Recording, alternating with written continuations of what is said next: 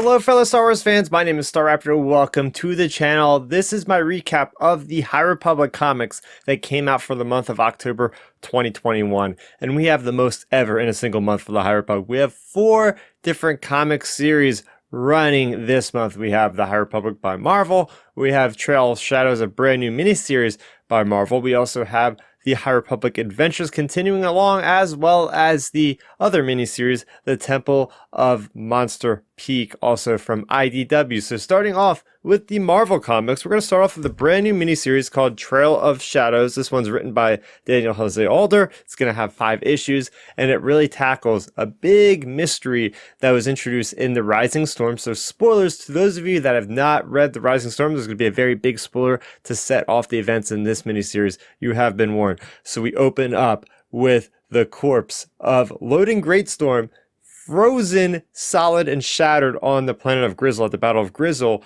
Right when we read the Rising Storm, we know that's what happened when the big leveler event that Marchion Ro opens his chest and his creature comes out and freezes Loden Greatstorm. So that is the crux of the story. We have this character of Emmerich, who is a Jedi, and he is being tasked with investigating exactly what has happened. So there's really like a part A and a part B to the story, because we follow along with Emmerich, and he's been given this job by Stellan Geos, the Jedi Master on the Council, of course, but he's very apprehensive. Emmerich is very logical, and he's like, this does not exist about what you think you saw. I'm going to have to look into this. So it takes him to Vrantarnum, which is a planet that was mentioned in one of the books, and it's the Racing Crash Point Tower, I believe. So he goes to this location, he brings all these Republic troopers with him, and they find out some really creepy stuff about this music, and this is the same music that has been plaguing his mind since a little kid,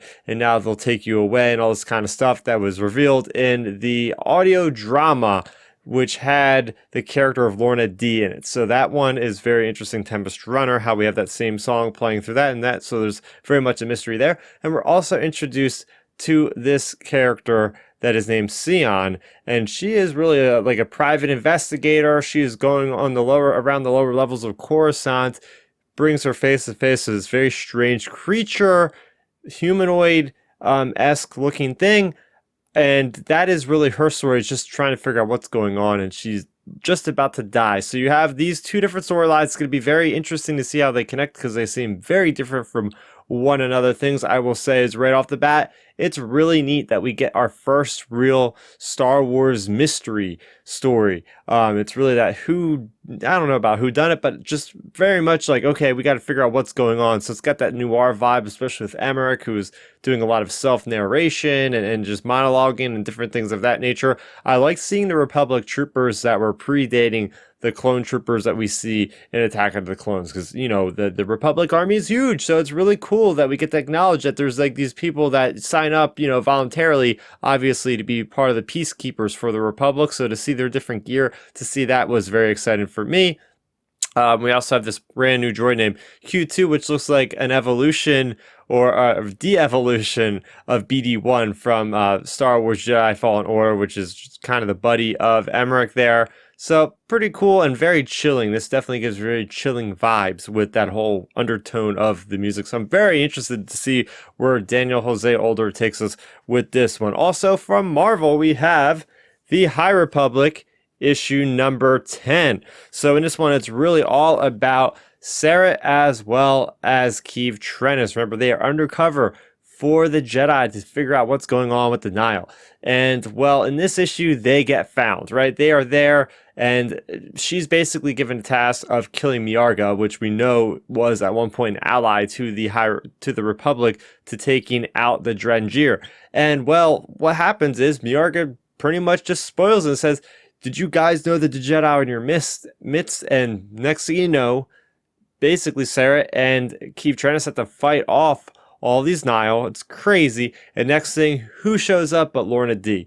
Lorna D shows up, opens up this box, and next thing you know, it looks like Tarek, who is actually not with them, but across space there, is getting turned into stone, kind of like Loden Greatstorm. So crazy stuff going on in the High Republic issue number 10 by Cavan Scott. We have a Nihil War Cloud Forge, which is where this issue takes place. So it's neat getting that information and knowing exactly what's going on with the development of these clouds. We got Skier that also has this point in this issue where he's back on Starlight Beacon, and I believe he is, or the Ataraxia, I believe is more accurate, the traveling ship of the Jedi.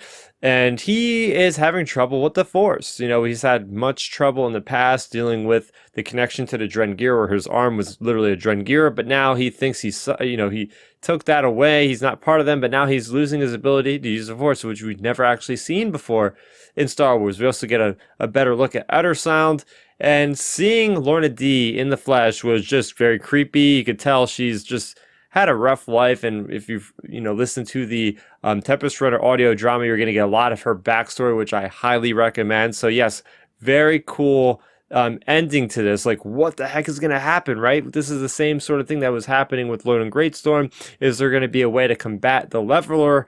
What does the Leveler even look like? We didn't really get a great description in the book, but maybe we'll actually see him one day in one of these comics. Moving on to the IDW Comics, this one's also written by Cavan Scott, and this is the Monster of Temple Peak. This is issue number 3 out of the miniseries. So in this, we have Ty Yorrick, we have that alien that she saved. They are just roaming around trying to find the Gretalax, which is really what the task of Ty Yorrick is as a monster hunter. For this specific venture, she has to take this thing out. So she is basically battling along with the thing in the caverns. It's known that there are also these little spiders that get basically called to this thing. This thing has a connection to the Force, which is able to summon these other spiders and things. And next thing you know, Ty Yorrick has some kind of premonition, some kind of vision, and she really finds out that it isn't really the fault of the Gretalax for having this bounty on it. It's really the people that are being very cruel, and we're going to get a lot more information in the final issue that's going to be out next month. And there was a bit of a flashback in this one, and it involves her and her buddy there, and the yellow saber, and something called a Vitalicon, which is basically a hollow cube type of thing for this specific person, almost like a Jedi holocron for this organization. So this issue, it just really didn't do it for me, honestly, guys. I feel like they really hurt themselves, Lucasfilm, with putting this out in 4 issues. First off, you open up this book, there's no kind of catch-up feature like most of the all the Marvel comics have, some kind of way to catch you up with what happened last, because remember, these are releasing months apart, and sometimes 6-7 weeks apart in some cases. So it's hard to kind of come back to something if you haven't read it right before you pick up the new issue. So I think the decision for making this, it still is interesting how it originally was, promoted as a fully fledged graphic novel from front to back. You would have a full story, and now they're also cutting apart the story in places where it wasn't really meant to be cut apart in the first place for the decision making. So I think this was a poor choice for Lucasfilm to do this, and I hope that the next time they announce something as a graphic novel, they stick to their guns. Now, I don't know if this has anything to do with what's going on with IDW, which apparently it might not be carrying Star Wars comics anymore after January, but that is what is kind of happening in flux with the Star Wars with IDW Comics. One thing that I'll be very sad to see go from the IDW line of Star Wars comics is Star Wars Adventures, Star Wars The High Republic Adventures. This is issue number 9. We got a nice story on Qort here. So remember, all of our heroes are on Takodana, and they are preparing because there's a Nihil happening in the nearby system. They already protected themselves the one time, defending themselves successfully, but they know that there might be more of them coming along. So we have the whole crew there of the young Padawans, including Qort, and this is really that Qort story. So we get to understand what is going on with the skull that is on Qort's head. So we get the whole backstory. Apparently, Maz had Qort dropped off to her castle on Takodana as that thing was an infant, just left there. So basically, Qort grew up around Maz Kanata, and it was really neat seeing Maz Kanata for the first time in the High Republic, acknowledged like 250 years before we see her in Force Awakens. Really neat stuff there. But we get to see basically the whole purpose of this skull. He finds the skull inside Maz Kanata's castle. No, this isn't a skull of that Legends character that a lot of us were thinking it could be, but it is in fact a skull of a certain indigenous creature on the homeworld of this character Qort, and it's something called let's see, Aloxian. No, he's called an Aloxian, but it's from the planet Zavalax. It helps the It's basically a crab that is native on this planet, and the people put this skull on, and it helps kind of conform and have natural strength from the way this thing. But eventually they grow older and they shatter this skull, and it's kind of a rite of passage. When their head gets too big for the skull, they break out of it, and that's kind of like, okay, you are a man now, sort of thing, to what I surmise from what I've read in this story. So it seems like what we're gonna get to, there's a little foreshadowing that we are going to see the face of Qort very soon. It might actually be in the next issue, because the next issue has the cover art of him holding a shattered helmet. You don't see his face, it's darkened. Of course, a lot of times the comics, the covers can be a little bit misleading, so we all know that, but it seems like it is going in that direction. But throughout this issue, there is a droid that goes to Maskanata's castle and plants detonated bombs, and by the end of this issue, they go Kathoom, and that is where this issue leaves off. So we are about to see good old Crix hopefully come back and have a big confrontation between him and Zine Morala and Lulatal Solo and Ram Gemaram and all those cool guys, right? They're all going to be fighting. It's going to be a good time on Takodana. We also have this really cool Jedi named Jedi Sav, a Kyuzo Jedi. And they also mentioned there was a battle of Jeddah about a century before this. Apparently, Kyuzos live a very long life, just like other aliens, such as Hutts and as whatever species Maz Kanata is. So there you go. Yeah, the High Republic Adventure is always a great time.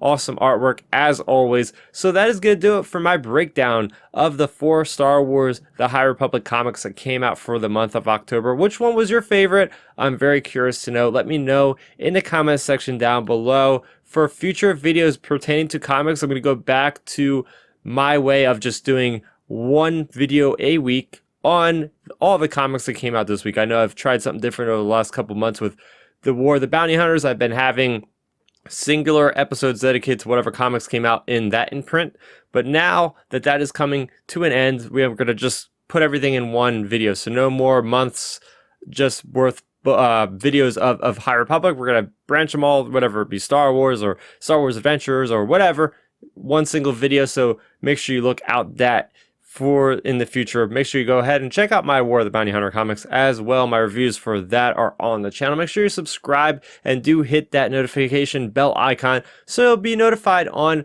videos in the future that come out. I do have that weekly Star Wars podcast that goes live every Friday at 9 o'clock Eastern, and it is available to download after the fact. So make sure you go ahead and find us on Apple Music, on Google Music, on Spotify, and wherever you download your podcast. That is going to do it for me, Starrapter. Thank you so much for watching, and may the Force be with you always.